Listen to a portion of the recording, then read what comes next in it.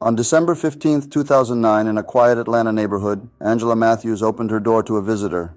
She should have turned away. What began as an innocent exchange with the neighbor's son quickly spiraled into a web of secrets that no one in the tight-knit community could have anticipated. By the time the truth surfaced, blood had already been spilled, and the life of one housewife would become a cautionary tale etched in whispers across the block. Angela Angie Matthews was a strikingly beautiful 38-year-old woman, married to Marcus Matthews, a successful businessman who spent most of his time away from home. Their marriage from the outside appeared perfect: nice house, expensive cars, and a life of luxury. But beneath the surface, Angie felt an emptiness that no amount of wealth could fill that afternoon. While Marcus was away on another business trip, Angie found herself drawn to Jamal Thompson, the 22-year-old son of her neighbor. Jamal had grown up next door, a bright, ambitious young man with a promising future. Over the years, Angie had watched him mature from a boy into a man, and something about his youthful energy and charm stirred something in her that she hadn't felt in years. It started innocently enough: a smile, a lingering glance, a casual conversation by the fence that separated their homes. But on that December day, the attraction that had been brewing between them boiled over. Jamal visited Angie's home under the pretense of helping her fix a broken faucet. One thing led to another, and before long they found themselves in each other's arms, crossing a line they both knew they shouldn't. Their affair began in secret, fueled by the thrill of the forbidden. Whenever Marcus was away, Angie would invite Jamal over, using the privacy of her home as a sanctuary for their stolen moments. The excitement of sneaking around, the danger of being caught, only made their encounters more intoxicating. They convinced themselves that no one would ever know that they were careful enough to keep their secret hidden, but they were wrong. By February 2nd, 2010, the affair had been going on for nearly 2 months. Angie and Jamal had become more reckless, more daring. The fear of being caught only added to the excitement, pushing them to take greater risks. They met at odd hours, even during the day, relying on Marcus's frequent absences to cover their tracks. That morning, Marcus was supposed to be in Chicago for a business meeting. Angie, confident that she had the day to herself, invited Jamal over as usual.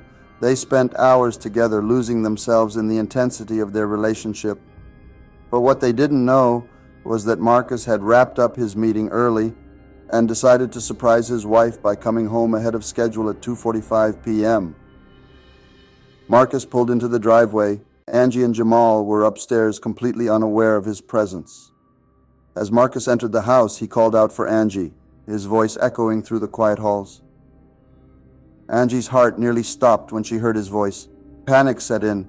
As she realized the danger they were in, she frantically pushed Jamal out of bed, urging him to hide. Jamal, half-dressed and shaken, barely had time to slip out of the bedroom and into the adjacent bathroom. Marcus, oblivious to the tension in the air, made his way upstairs, calling Angie's name. Angie quickly pulled herself together, forcing a smile. As she met Marcus in the hallway, she made up a story about taking a nap, hoping he wouldn't notice the disheveled state of the bedroom behind her. Marcus, tired from his trip, didn't press her for details. He kissed her on the cheek and headed to the bathroom to freshen up. Angie's heart raced as she realized Jamal was still hiding in there, but luck was on their side. Marcus decided to use the guest bathroom downstairs instead. As soon as he was out of sight, Angie whispered for Jamal to leave through the back door.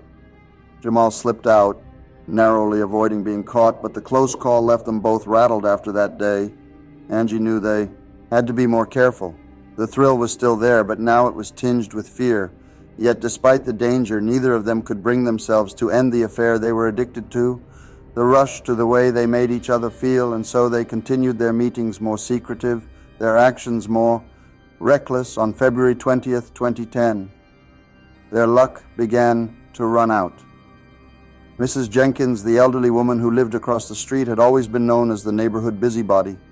Nothing happened on that block without her knowing, and she had begun to notice the strange comings and goings at the Matthews house that afternoon.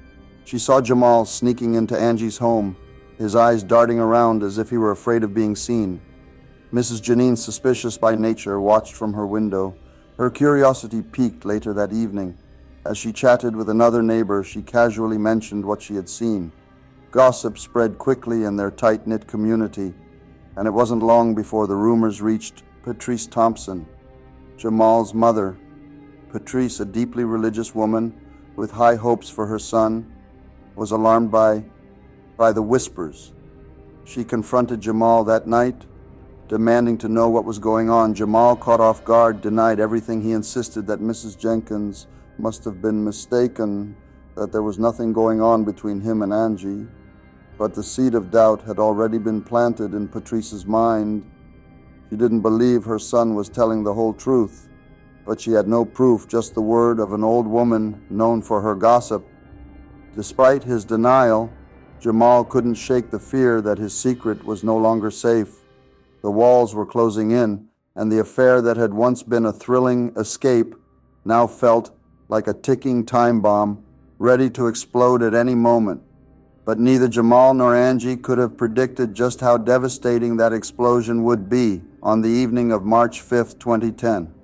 The air in the Matthews home was heavy with tension. Angela Matthews had been wrestling with guilt for weeks.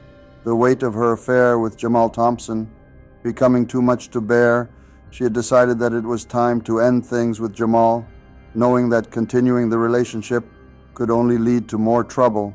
But as she prepared to break the news to him, she had no idea how explosive the situation would become. Around 7 p.m., Angie invited Jamal over under the pretense of a usual meeting, but this time, instead of the passionate embrace he expected, Jamal was met with a somber Angela. She told him that their affair had to end, that it was becoming too risky, and that they both needed to move on. Jamal, who had grown increasingly attached to Angie, felt his world crashing down around him. He couldn't believe what he was hearing. After everything they had been through, she was just going to throw it all away. Jamal's initial shock quickly turned to anger. He accused Angie of using him, of playing with his emotions. Angie, trying to stay calm, explained that it wasn't like that, but Jamal wasn't listening. His desperation began to show, his voice rising, as he pleaded with her not to end things. But Angie remained firm, telling him that it was over and he needed to leave. The argument escalated rapidly. Jamal, feeling cornered and rejected, became more aggressive. He grabbed Angie's arm, pulling her close as he continued to plead, but she pulled away, demanding that he leave immediately in a fit of rage. Jamal shoved her away from him. Angie, caught off balance, stumbled backward toward the staircase. The next few seconds happened in slow motion. Jamal reached out to grab her, but it was too late. Angie lost her footing and fell backward down the stairs, her body tumbling violently before landing in a crumpled heap at the bottom. The house fell eerily. Still silent, Jamal stood frozen at the top of the stairs, his heart pounding in his chest as he stared down at Angie's lifeless body. Panic set in as he realized what had just happened. He rushed down the stairs, calling her name, but there was no response. Angie was gone, her neck twisted at an unnatural angle, her eyes staring blankly ahead. The fall had been fatal, and there was nothing he could do to bring her back. Terrified, Jamal fled the scene. Leaving Angie's body where it lay, he ran back to his own house, his mind racing with fear and regret. He knew he had to get out of there, but he had no idea where to go or what to do. All he knew was that he had killed the woman he claimed to love, and now his life was in ruins. The next morning, on March 6, 2010, Marcus Matthews returned home from another business trip. He entered the house expecting to find Angie waiting for him as usual, but instead he was met with an unsettling silence. He called out her name, but there was no answer. As he moved through the house, a sense of dread began to build inside him. Something wasn't right. It wasn't until he reached the bottom of the stairs that he saw her. Angie's body lay motionless on the floor. Her limbs splayed out in a way that immediately told Marcus something was terribly wrong. His breath caught in his throat as he rushed to her side, frantically checking for a pulse, but she was cold to the touch. Panic set in as he dialed 9,911, his hands trembling as he tried to explain what he had found. Within minutes, the police arrived along with paramedics who quickly confirmed what Marcus already knew: Angie was dead. The scene was chaotic as officers began to assess the situation, but amid the commotion, one person remained calm and focused. Detective Bryant. He was a seasoned investigator, and as he examined the scene, something about it didn't sit right with him. Angie's position, the angle of her fall, the injuries she sustained, it all seemed too deliberate, too violent to be a simple accident on March 8, 2010. The investigation into Angie's death began in earnest. Marcus was the first to be questioned, and he was devastated. He recounted his last conversation with Angie, describing her as happy and healthy. He couldn't understand how this could have happened. The police pressed him for details about their marriage, but Marcus insisted that they had no major problems. He was a man who loved his wife, and the idea that someone could have hurt her was too much for him to bear. As the police canvassed the neighborhood, they spoke to several residents, including Mrs. Jenkins, who had always been quick to share any information she had.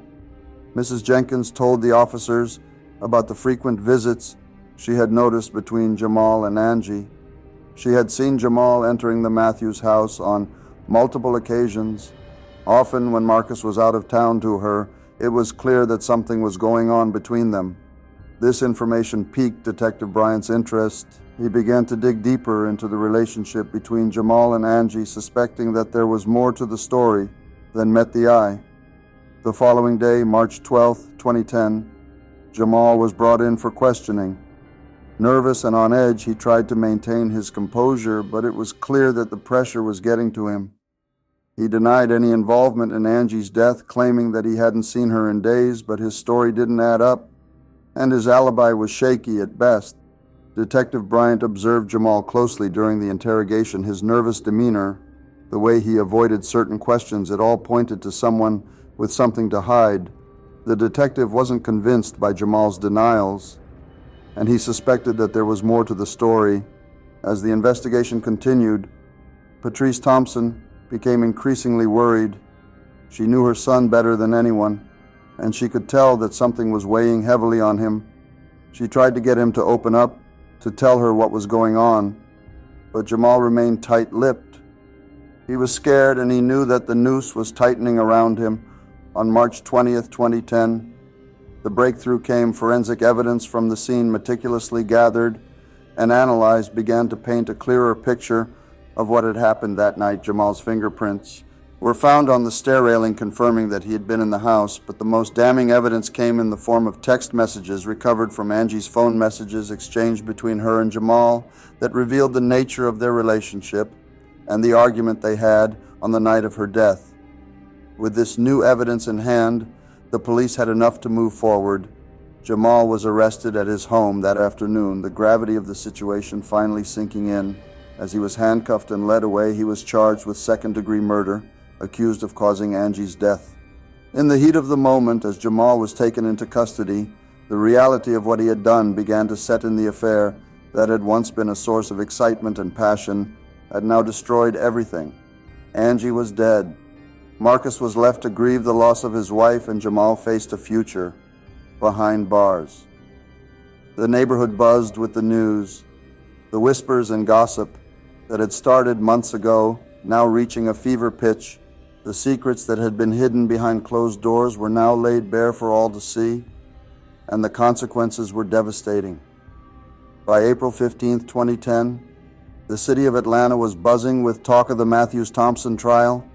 It wasn't just another case. It was the kind of story that people whispered about in grocery store lines and on front porches, a scandal involving a housewife, her young lover, and a tragic death that rocked a tight-knit black community.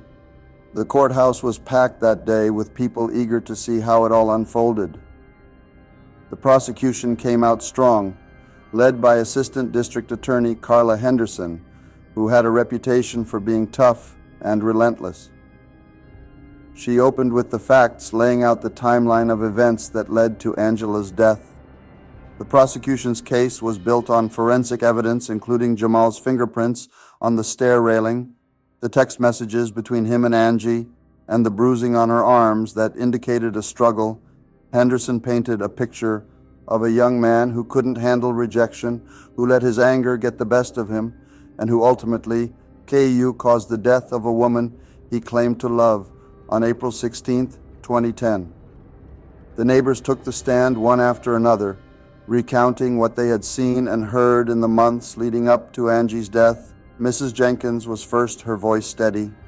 As she described seeing Jamal sneaking into the Matthews house late at night, often when Marcus was away, she spoke about the rumors that had swirled around the neighborhood, rumors that everyone had heard, but no one wanted to believe her testimony was damaging, further solidifying the prosecution's argument that the affair had been a well-known secret. Marcus Matthews testified on April 18, 2010. He walked to the stand with a heavy heart, the grief of losing his wife still raw as he spoke. His voice wavered, but he remained composed. He talked about his marriage to Angie, how things had been good in the beginning, but had started to fall apart over time. He admitted that they had grown distant, that he had been working more and more, and that they had stopped communicating like they used to. But even with the cracks in their marriage, Marcus insisted he had no idea Angie was having an affair until the police investigation began. He spoke of his love for his wife, his shock at finding her lifeless body, and his deep pain over losing her in such a tragic way. The defense, led by attorney Jonathan Reed, argued that the affair was indeed a tragic mistake, but not a crime. On April 20th, 2010, Patrice Thompson, Jamal's mother, took the stand to testify on behalf of her son. She was a proud, strong woman, but as she sat before the jury, she was visibly shaken with tears in her eyes. She described Jamal as a good boy who had never been in trouble before.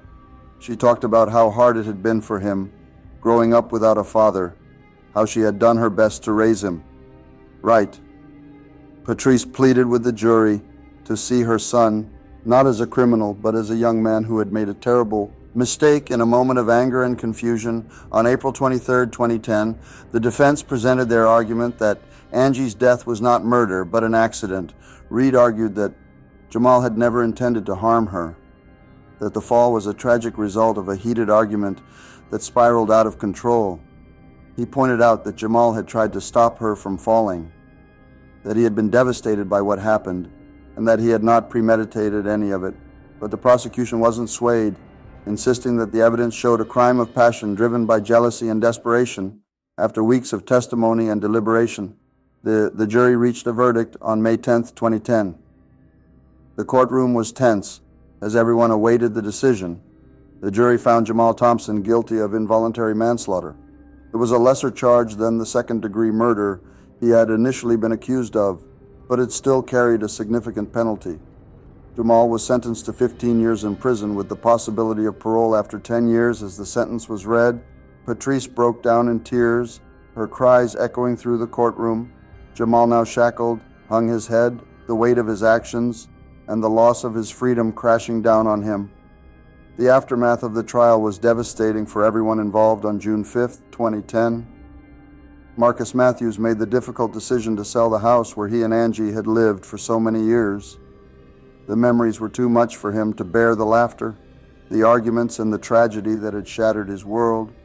He couldn't stay in the neighborhood where everyone knew his story, where the whispers and pitying glances followed him everywhere he went. So Marcus packed up his belongings and moved away, hoping to find some peace and start over in a place where no one knew his name. For Patrice, the loss was twofold. She had not only lost her son to the prison system, but also the respect and privacy she had once cherished. Her once active presence in the community faded as she became more reclusive, the weight of Jamal's actions heavy on her heart. Neighbors, who once greeted her warmly, now avoided eye contact, unsure of what to say. The vibrant, close-knit community was left fractured. The scandal, a constant reminder of how quickly things could fall apart in the end. The affair that was supposed to be a secret passion became a deadly obsession. But this is nothing compared to the case where the housewife had an affair with the neighbor's daughter, which ended in a horrible drama. The unending family and neighborhood drama continues, so give it a watch and subscribe for more.